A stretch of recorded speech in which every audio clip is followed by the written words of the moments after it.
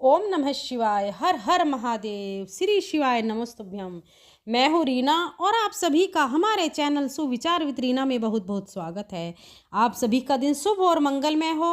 भोलेनाथ जी आप सभी की मनोकामनाओं को पूर्ण करें। इससे पहले के सभी अध्यायों को सुनने के लिए, वीडियो को लाइक करने के लिए और कमेंट्स करने के लिए आप सभी को बहुत बहुत धन्यवाद। उम्मीद करती हूँ कि आने वाले चैत्र मास में भी आप फाल्गुन मास की महात्म्य की कथाओं की तरह ही चैत्र मास महात्म्य की कथाओं को भी अपना प्यार अवश्य देंगे। आइए अब सुनिए फाल्गुन मास महात्म्य का अध्याय 25।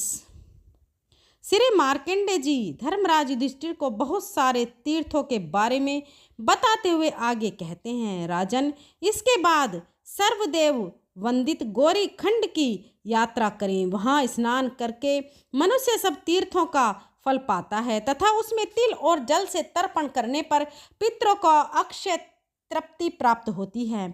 गौरी खंडेश्वर नामक मणिमय लिंग जल के मध्य भाग में स्थित है। मनुष्य उसका दर्शन नहीं कर पाते। वह देवताओं द्वारा पूजित है। वहीं कुमारेश्वर नामक शिवलिंग प्रतिष्ठित है। साथ ही भोग और मोक्ष प्रदान करने वाला मयूरेश्वर लिंग भी है, जिसके महात्म्य से मयूर गण स्वर्ग लोक को प्राप्त हुए हैं। उनके पूजन से तिर्यक योनि की प्राप्ति नहीं होती है। इसके बाद कर मर्दा संगम में स्नान करने के लिए जाएं। युधिष्ठिर उस तीर्थ में जिसने स्नान कर लिया वह फिर इस संसार में जन्म नहीं लेता। वह मर्दा में स्नान करके कर्मदेश्वर लिंग का पूजन करना चाहिए। वहाँ पितरों का तर्पण करने से मनुष्य स्वर्ग लोक को प्राप्त होता है।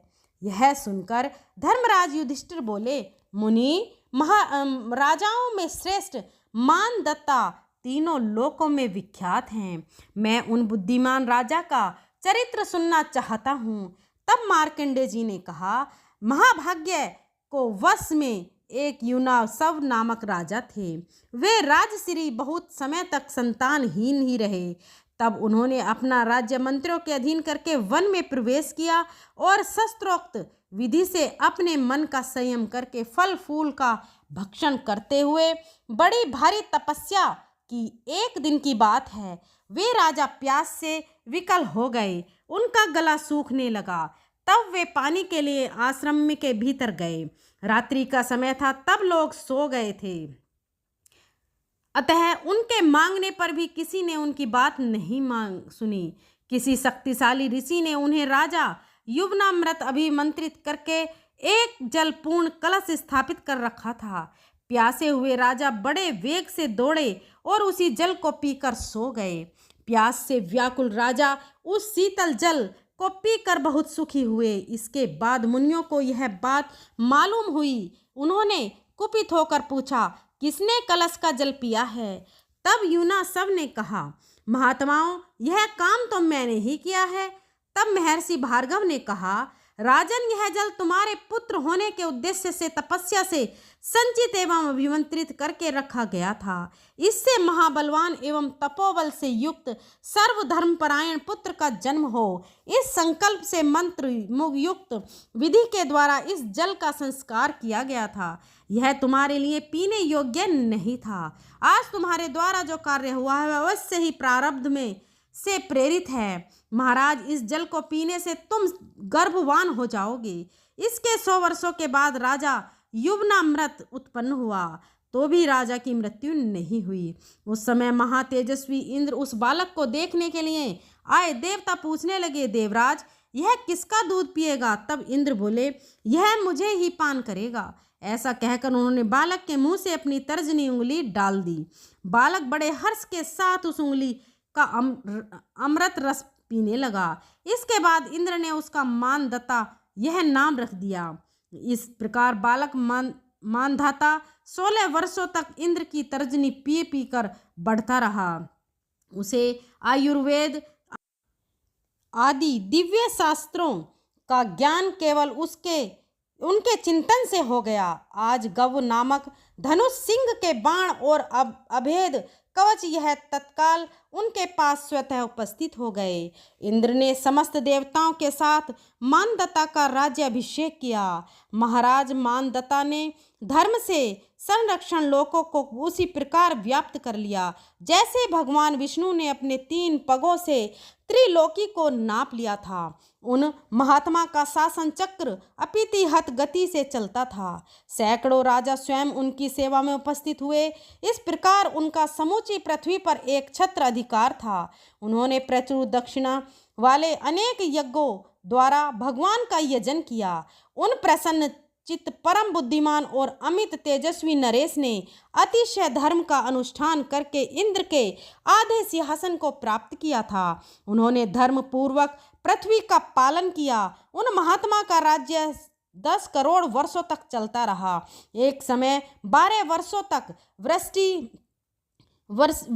वर्षा नहीं हुई। उस समय मानदत्ता ने व्रजपाणी इंद्र के देखते देखते अपने राज्य की खेती को बढ़ाने के लिए बलपूर्वक वर्षा करवा ली। वहाँ महाराज मानदत्ता का यह देव स्थान है। उन्हीं के पुण्यतः देश में अमरकंटक पर्वत देखा जाता है। उन्होंने अमरकंटक पर ओमेकेश्वर लिंग शिव के आगे 100 यज्ञों का अनुष्ठान करके इस प्रकार स्तुति की, जगत की उत्पत्ति करने वाले परमेश्वर आप ही काल गति के प्रवर्तक हैं। आप ही संसार स्वरूप और संसार का संहार करने वाले हैं। आपको नमस्कार है। ओम महादेव जी को नमस्कार है। भगवान शंभु और भव को नमस्कार है। 3 नेत्र तथा 3 मूर्ति धारण करने वाले 3 लोकों के स्वामी आपको नमस्कार है। काल रहित, जरा रहित और मृत्यु रहित आपको बारंबार नमस्कार है। जो लोग प्रतिदिन आदि देव भगवान ओमेकेश्वर का ध्यान करते हैं उनकी इस संसार समुद्र में पुनरावृत्ति नहीं होती। महादेव जी ने यह स्तुति सुनकर राजा मानदत्ता से कहा, सुब्रत तुम कोई वर मांगो। तब मानदत्ता ने कहा, देवेश्वर वेदुर्य नाम से प्रसिद्ध यह शैलराज मानदत्ता नाम धारण करे और आपके प्रसाद से देव स्थान बन जाए। यहाँ जो मनुष्य दान तप पूजा तथा प्राण विसर्जन करे वे शिव धाम के निवासी हों। मानदत्ता का यह वचन सुनकर महादेव जी बोले, हे नृपशेष, मेरे प्रसाद से यह सब कुछ होगा। इस प्रकार वरदान पाकर महाराज मानदत्ता अपनी पुरी को लौट गए। हे युधिष्ठिर, यह सब मानदत्ता का उत्तम चरित्र तुम्हें बताया गया।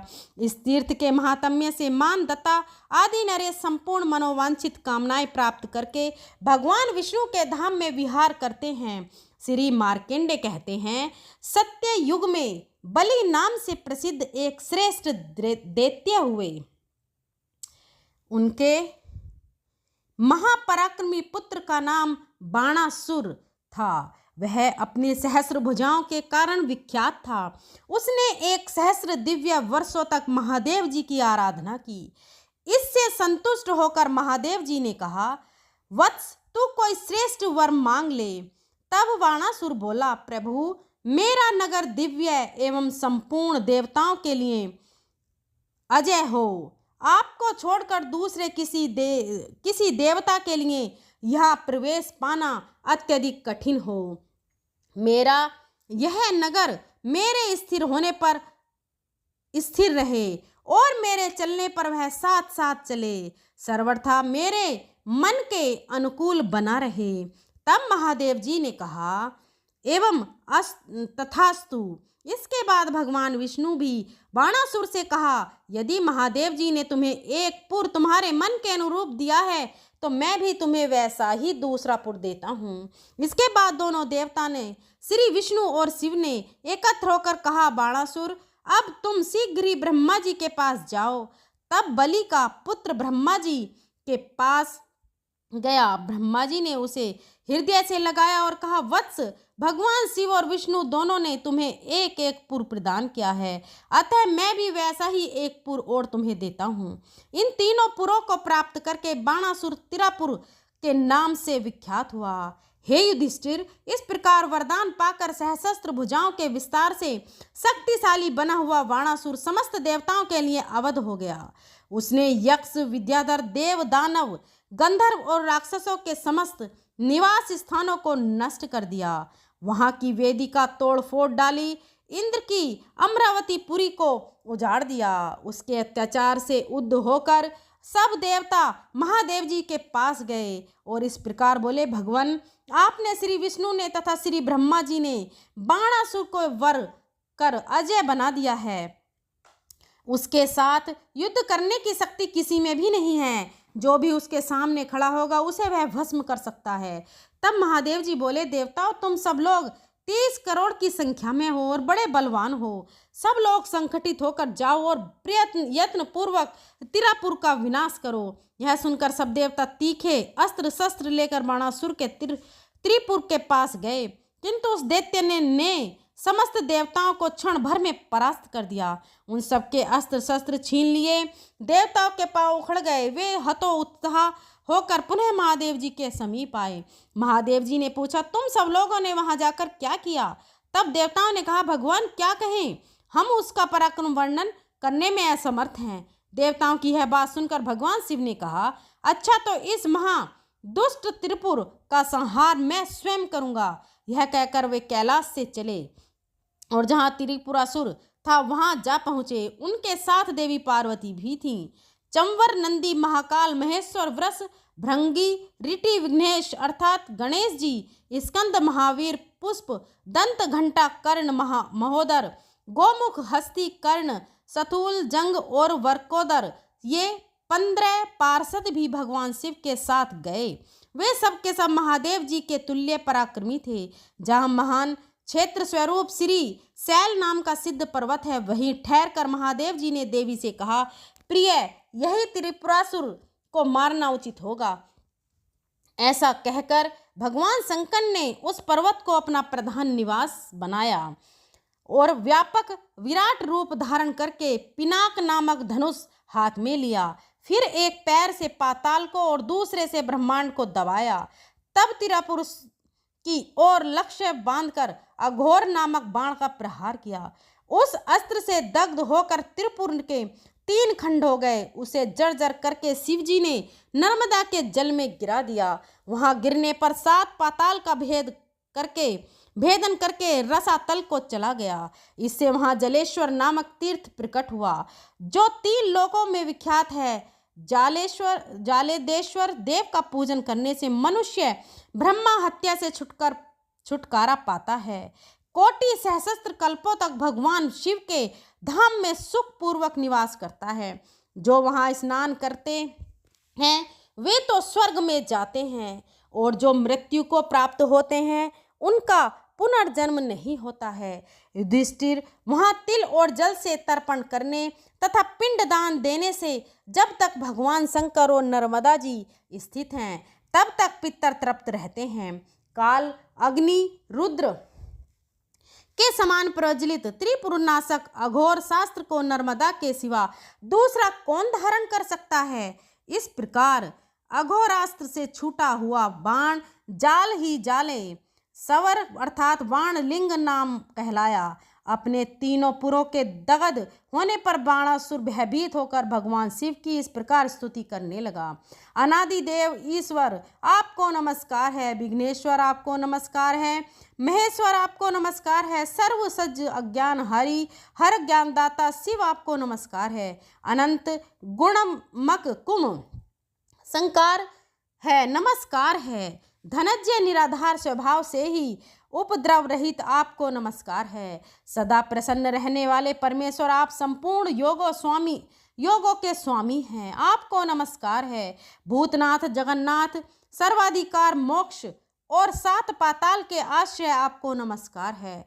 त्रिनेत्र और त्रिशूल धारण करने वाले त्रिलोक स्वरूप, आपको नमस्कार है। चंद्रशेखर देवता और असुर दोनों आपके चरणों में नतमस्तक होते हैं, आपको नमस्कार है। महाप्रभु, मैंने आप अपनी जीवा की चंचल के कारण आपके विषय में जो कुछ कहने की दृष्टि होती है आप उसे क्षमा कीजिए। आपके गुणों का वर्णन करने से कौन समर्थ है? श्री मार्कंडेय जी कहते हैं, बाणासुर द्वारा की गई हुई स्तुति को सुनकर भगवान शिव उस पर प्रसन्न हो गए और इस प्रकार बोले, दैत्यराज, सेवा अपराध जने तुम्हारा यह दोष क्षमा किया गया, तुम कोई वर मांगो। तब बाणासुर बोला, देव, मैं अपने परिवार सहित शरीर से आपके उस परम धाम को जाऊं जहां पुनर्जन्म का भय नहीं है। बाणासुर का यह वचन सुनकर महादेव जी ने कहा, तथास्तु दैत्यराज, तुम मेरी भक्ति के प्रसाद से मेरे समीप निवास करोगे। इसके बाद वह दिव्य विमान पर आरूढ़ होकर महादेव जी के प्रसाद से उन्हीं के लोक में चला गया। आज का अध्याय समाप्त हुआ। इसके आगे का वृतांत आप अगले अध्याय में सुनेंगे। आइए अब सुनते हैं शिव चालीसा का पाठ। जय गणेश गिरिजा सुवन, मंगल मूल सुजान, कहत अयोध्या दास तुम, देऊ अभय वरदान। जय गिरजापति दीन दयाला, सदा करत संतन प्रतिपाला। भाल चंद्रमा सोहतनी के, कानन कुंडल नागफनी के। अंग गौर सिर गंग बहाए, मुंड माल तन छार लगाए। वस्त्र खाले बाघंबर सोए, छवि को देखी नागमणि मोहे। मैं न मातु की हवे दुलारी, बाम अंग सोहत छवि न्यारी। करत त्रिशूल सोहत छवि भारी, करत सदा शत्रुन छयकारी। नंदी गणेश सोहे तम कहसे, सागर मध्य कमल हैं जैसे। कार्तिक श्याम और गणराऊ, या छवि को कही जात न काऊ। देवन जब ही जाए पुकारा, तब ही दुख प्रभु आप निवारा। किया उपद्रव तारक भारी, देवन सब मिली तुम ही जुहारी। तुरत सनानन आप पठायो, लव निमेष मम मारी गिरायो। आप जलंधर असुर सहारा, सुयस तुम्हारा विदित संसारा। त्रिपुरासन युद्ध मचाई, सब ही कृपा कर लीन बचाई। किया तप ही भागीरथ भारी, पूर्व प्रतिज्ञाता सुपुरारी। दानिन माँ तुम सम कोई नाही, सेवक स्तुति करत सदाही। वेद नाम महिमा तब गाई, अखत अनादि भेद नहीं पाई। प्रकटी उदती मंथन में ज्वाला, जरत सुरासुर बहे विहाला। कीनी दया तम करी सहाई, नीलकंठ तब नाम कहाई। पूजन रामचंद्र जब कीना, जीत के लंक विभीषण दीना। सहस कमल में हो रहे धारी, कीन परीक्षा तब ही पुरारी। एक कमल प्रभु राखे उजोई, कमल नैन पूजन चह सोई। कठिन भक्ति देखी प्रभु संग, भय प्रसन्न दिए इच्छित वर। जय जय अनंत अविनाशी, करत कृपा सबके घट। सी दुष्ट शकल नित मोहि सतावे, भ्रमत रहो मोहि चैन न आवे। त्राही त्राही में नाते पुकारो, यही अवसर मोहि आने वारो। ले त्रिशूल शत्रुन को मारो, संकट से मोहि आने उबारो। माता पिता भ्राता सब कोई, संकट में पूछत नहीं कोई। स्वामी एक है आस तुम्हारी, आए हरऊ मम संकट भारी। धन निर्धन को देत सदा ही, जो कोई जाचे सो फल पाही।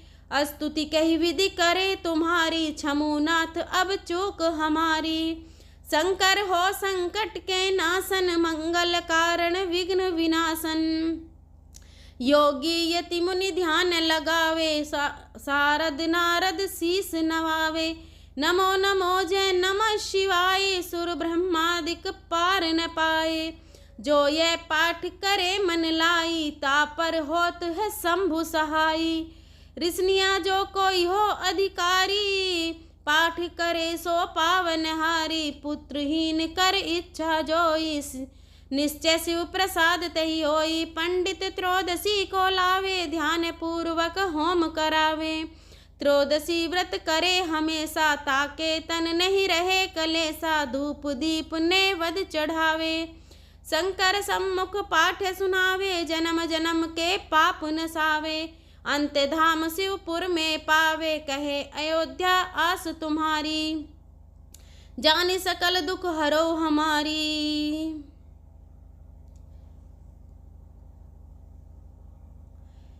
नितनेम कर प्रातः ही पाठ करो चालीसा, तुम मेरी मनोकामना पूर्ण करो जगदीसा। मंगसर छठी हेमंत ऋतु संवत 64 जान, स्तुति चालीसा शिव ही पूर्ण कीन कल्याण। दोस्तों वीडियो कैसी लगी? अगर वीडियो पसंद आई हो तो अपनी फ्रेंड और फैमिली में शेयर करें और हमारे चैनल सुविचार विद रीना को सब्सक्राइब करें और बेल आइकन को ज़रूर प्रेस करें ताकि आने वाली सभी वीडियो की नोटिफिकेशन आपको मिल सके। अगर मेरे बोलने में कोई त्रुटि रही हो तो मैं हाथ जोड़कर क्षमा प्रार्थी हूँ।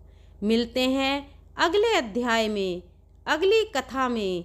तब तक के लिए धन्यवाद। जय भोलेनाथ।